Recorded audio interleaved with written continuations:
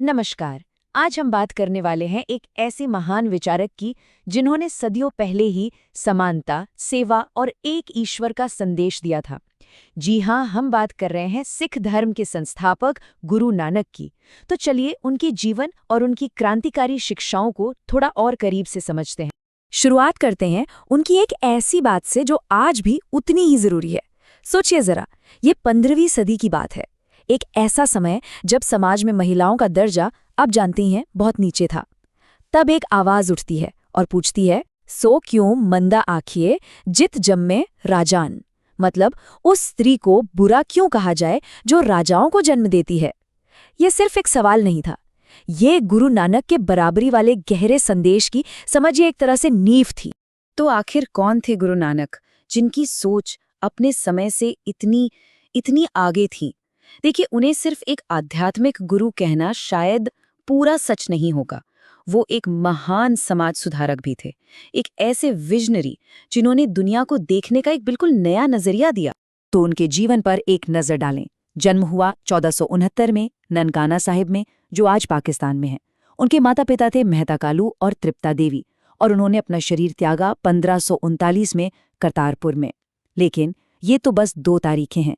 इन 2 तारीखों के बीच की जो उनकी पूरी यात्रा थी, असल में उसी ने इतिहास को हमेशा हमेशा के लिए बदल दिया। तो सवाल उठता है कि उनकी शिक्षाओं का सार क्या था, मतलब the core of his teachings. उन्होंने एक सार्थक, मीनिंगफुल जिंदगी जीने का रास्ता सिर्फ 3 बहुत ही सरल लेकिन उतने ही शक्तिशाली सिद्धांतों में समझाया, और इन्हीं को हम आज जीवन के 3 स्तंभ के नाम से जानते हैं। ये समझना बहुत जरूरी है कि उस दौर में धर्म अक्सर बहुत जटिल हुआ करता था और कुछ ही लोगों की पहुंच में था। गुरु नानक ने क्या किया? उन्होंने अध्यात्म को, स्पिरिचुअलिटी को हर किसी के लिए एक्सेसिबल बना दिया। उन्होंने एक बहुत ही प्रैक्टिकल फ्रेमवर्क दिया, एक ऐसा रास्ता दिखाया जिस पर कोई भी कहीं भी चल सकता। तो ये है वो 3 स्तंभ। चलिए एक एक करके देखते हैं। पहला है नाम जपो। इसका मतलब है उस एक ईश्वर का नाम लेना, उसे याद करना, उसके साथ जुड़ना। दूसरा, किरत करो, मतलब मेहनत और ईमानदारी से अपनी जिंदगी जीना, अपनी रोज रोटी कमाना।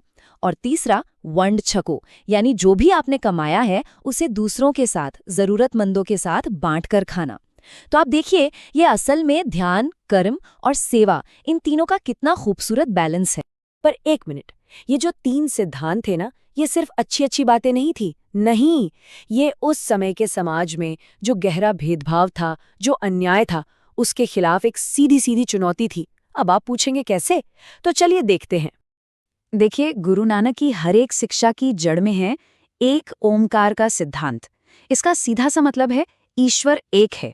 अब सोचिए, अगर बनाने वाला एक है और वो हर एक इंसान के अंदर मौजूद है, तो इसका कंक्लूजन क्या निकलता है?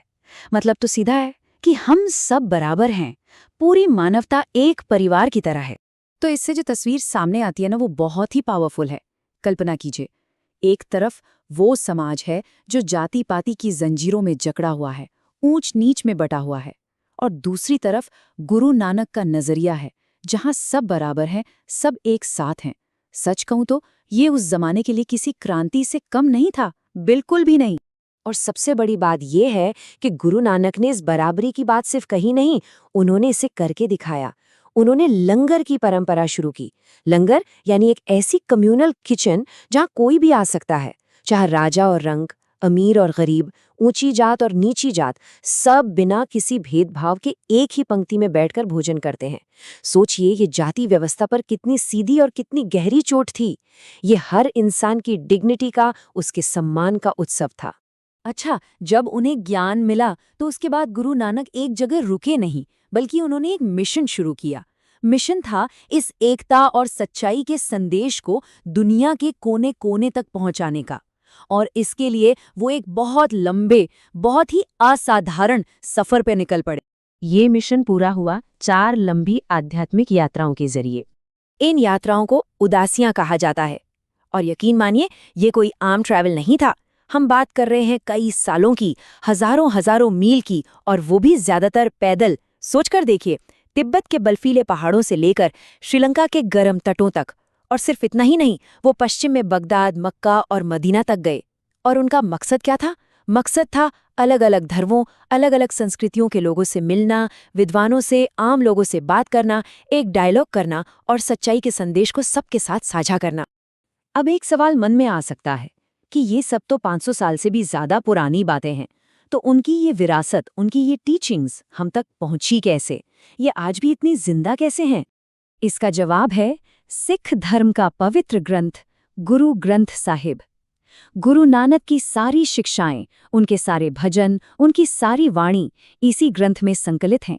यही उनकी अमर विरासत है और इसी में उनकी सबसे प्रसिद्ध रचना जपुजी साहिब भी है, जो आज भी हर रोज लाखों करोड़ों लोगों को प्रेरणा देती है। अपने लंबी यात्राओं के बाद जीवन के अंतिम सालों में वो करतारपुर में आकर बस गए और वहां उन्होंने क्या किया? वही जो वो सिखाते थे। उन्होंने एक आम किसान की तरह मेहनत की, किरत की। उन्होंने लोगों को सिखाया, उनका मार्गदर्शन किया और उन्होंने सेवा की। मतलब उन्होंने अंत तक उन्हीं 3 स्तंभों पर चलकर दिखाया, नाम जपो, किरत करो और वंड छको। He literally practised what he preached. तो इस पूरी चर्चा के बाद आखिर में एक सवाल पर सोचना बहुत जरूरी हो जाता है। आज की हमारी इस भागदौड़ भरी कॉम्प्लेक्स दुनिया में गुरु नानक की कौन सी सीख है जो सबसे ज्यादा रेलेवेंट है? क्या वो बराबरी का संदेश है, या फिर ईमानदारी से मेहनत करने की सीख, या फिर दूसरों के साथ बांटकर जीने का सिद्धांत? शायद इसका कोई एक जवाब नहीं है। इसका जवाब हम सभी को अपने अपने अंदर खोजना है।